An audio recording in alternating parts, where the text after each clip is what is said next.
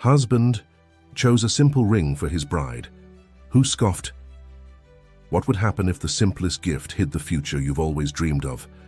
Don't miss this video. A modest ring, a secret key, and a love story that defied appearances and transformed lives in Sonoma Valley. What Robert and Maria built together will touch your soul. And believe me, the ending is much more surprising than you imagine.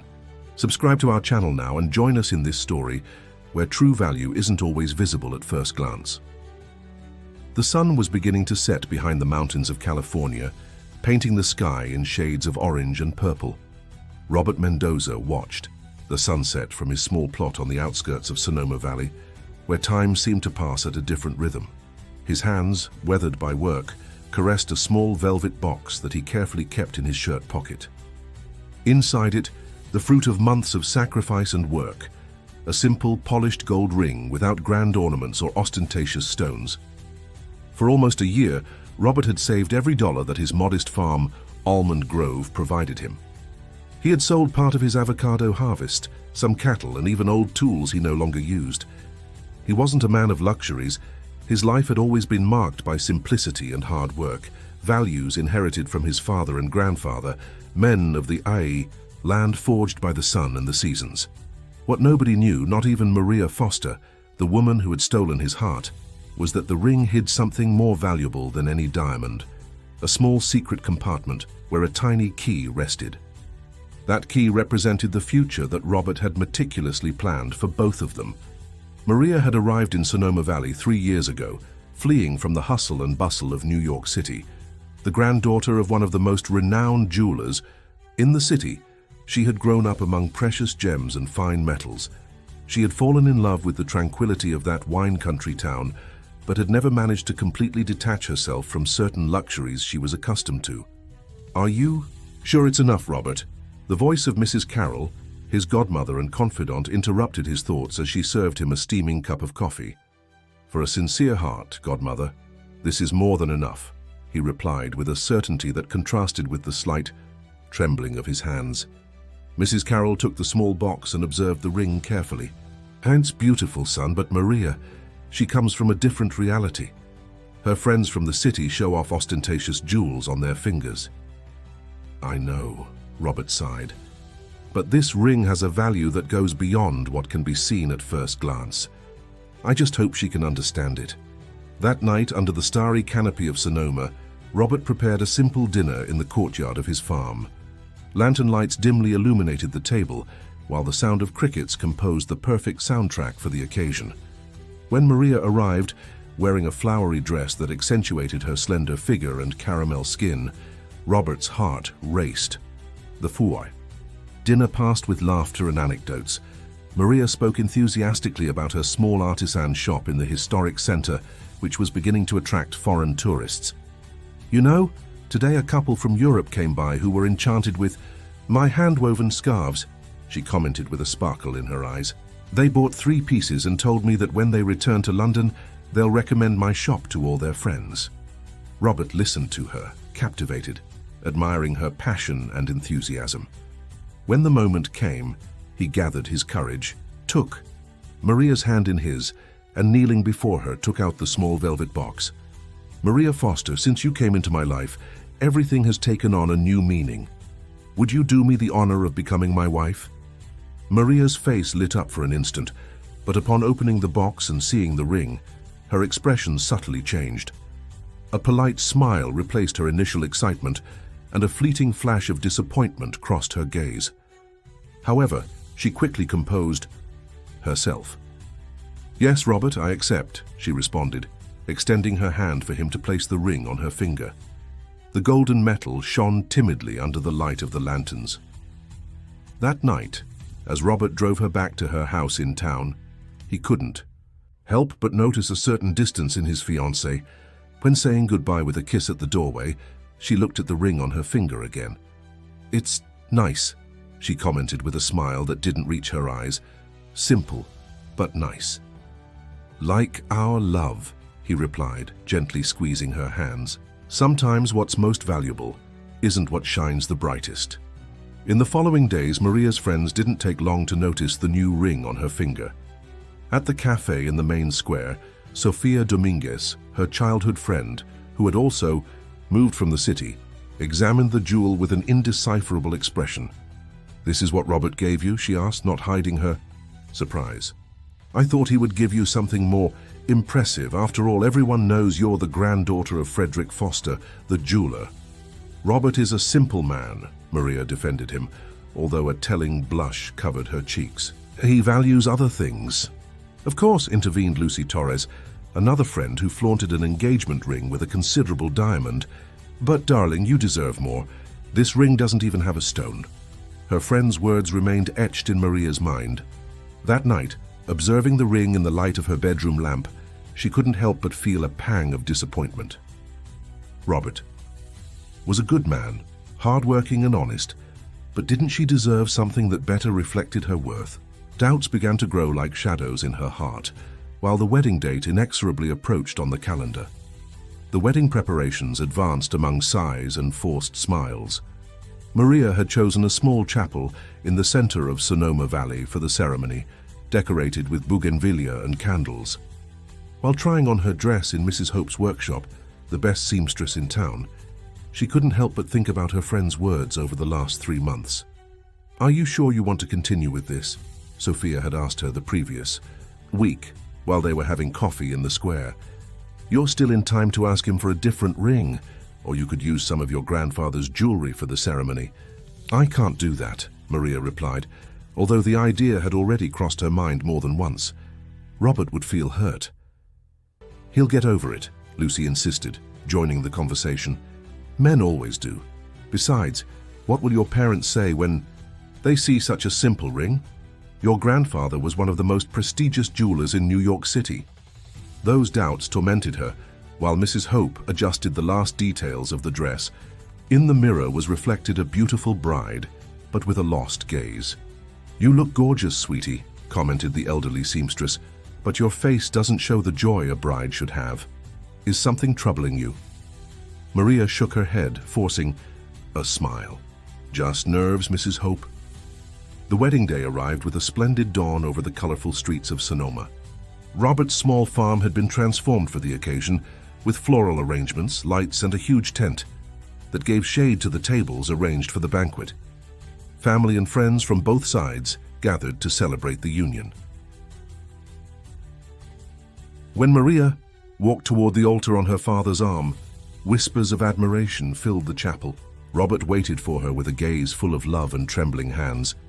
The ceremony was emotional and traditional, with readings about love and fidelity that moved those present. However, Maria couldn't help but notice the stares of some of her city friends fixed on her left hand, where the simple gold ring shone timidly. During the reception, between dances and toasts, doubts continued to haunt her heart. She watched Robert chatting animatedly with his farmer uncles, sharing laughs with his cousins and dancing with his mother. He was a good, hard-working, honest man, but so different from the world she was accustomed to. The honeymoon was simple, a week touring charming towns in the wine country, staying in rustic inns and enjoying local cuisine. While her friends showed off photos of exotic beaches on social media, Maria shared images of century-old churches, crafts, and natural landscapes. Beautiful, without doubt, but very different from what she had imagined for that special moment. Upon returning to Sonoma, married life began with a peaceful routine. Maria continued attending to her artisan shop in the center, while Robert worked tirelessly on the farm. They shared their nights in the main house of Almond Grove, a modest but cozy construction with thick adobe walls that kept the cool during hot days. One afternoon, while Maria was cleaning the jewelry she would wear for a dinner with friends, she noticed something strange about her engagement ring. Upon examining it more closely under the light, she discovered an almost imperceptible line that seemed to delineate a compartment. Intrigued, she used the tip of a pin to manipulate that small indentation. After several attempts, she managed to open what turned out to be a tiny hidden space. Inside, wrapped in a small piece of red velvet, rested a miniature key. "What is this?" she murmured to herself, confused and surprised.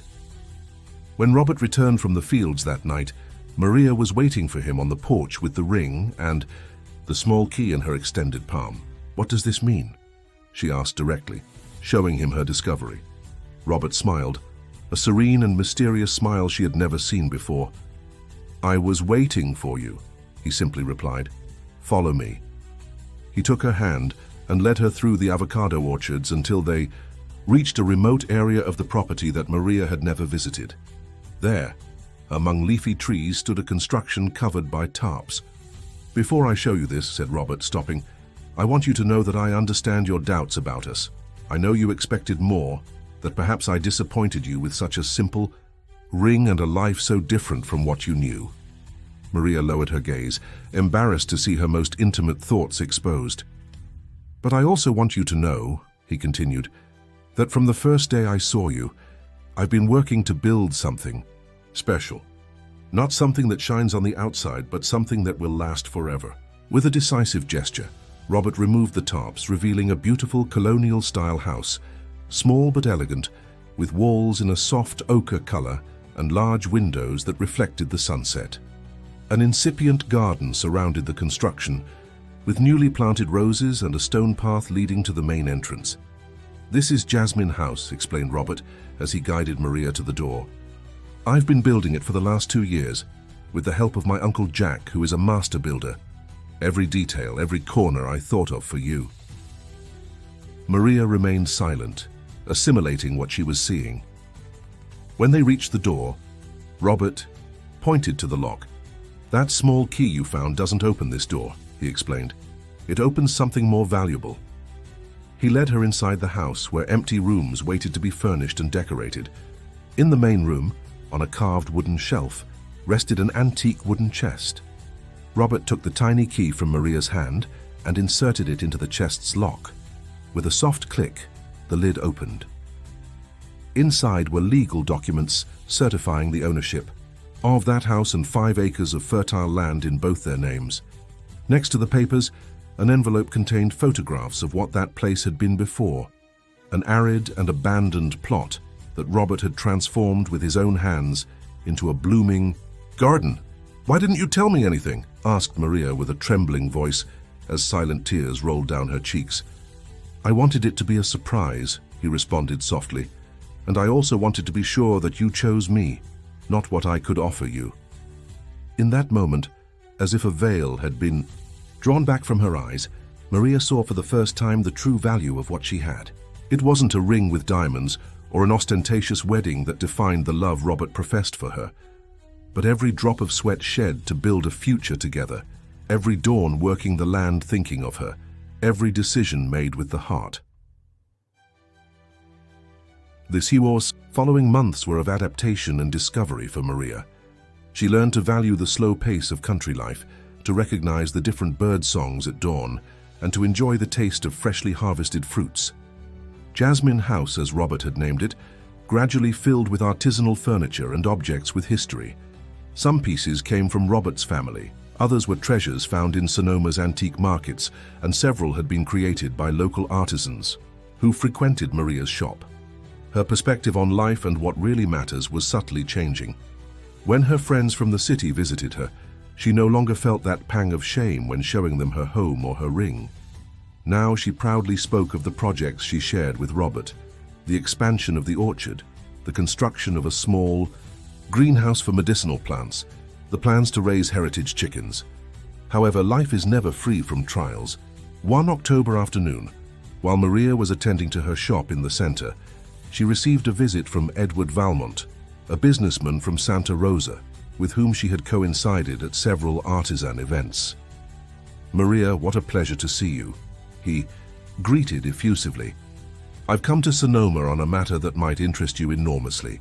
The man explained that he represented a group of investors who were planning to build a luxurious tourist complex on the outskirts of Sonoma. Angel View Resort, they called it. An ambitious project that would include a boutique hotel, spa, gourmet restaurants, and luxury villas for wealthy foreigners. The ideal land for the main entrance of the complex is precisely the area where your husband's property is located, explained Edward, extending an elegant folder with renders and financial projections. We are offering very generous sums to all the owners in the area. Maria observed the digital images, modern and elegant structures that dramatically contrasted with the rustic simplicity of Almond Grove. The figures Edward mentioned were extraordinary, enough to buy a luxurious house in the best area of Sonoma and have capital to significantly expand her artisan business. Think about it, he continued. You could open a boutique in New York City, even abroad. With your good taste and your contacts with artisans, it would be a resounding success. That night, Maria shared the proposal with Robert. To her surprise, her husband didn't reject it immediately. If it's what you desire, we can consider it, he said as they dined on the porch under the starry sky. The money would allow us to start anew somewhere else, perhaps closer to the center. Wouldn't you mind leaving all this? She asked, genuinely surprised. You've worked so hard on these lands. Robert took her hand on the table, gently caressing the ring that symbolized their union. What I built here, I did for us, not for the land itself, he replied serenely. If your happiness is elsewhere, we can transplant our roots. That night, Maria couldn't fall asleep. She quietly got up and went out to walk the moonlit paths. She reached Jasmine House and sat on the small garden bench, contemplating the silhouette of the home Robert had built for her with so much love. She remembered the initial disappointment upon seeing the simple ring, the commiserating looks of her friends, the shame she had felt. And then she remembered the moment she discovered the true meaning behind that simple gold band. It wasn't the metal that mattered, but the promise it contained, the future it represented, the deep and honest love that had inspired it. Was she about to make the same mistake again, valuing external shine more than true essence? Several neighbors had already accepted the investors' offers. Mr. Anderson, the old man who grew the best strawberries in the region, had sold his plot and moved with his daughter to Sacramento. The Ortega family, owners of a small artisanal cheese dairy, had also yielded their lands in exchange for a considerable sum. The landscape she had come to love was beginning to transform. Heavy machinery, fenced properties, private property signs where there used to be neighborhood paths. The following week, Edward Valmont returned to the shop with preliminary documents and an advance check. The businessman spoke enthusiastically about the benefits the resort would bring to Sonoma: jobs, high-level tourism, international projection. It's a unique opportunity, he insisted. Once the complex is operational, the value of surrounding properties will multiply.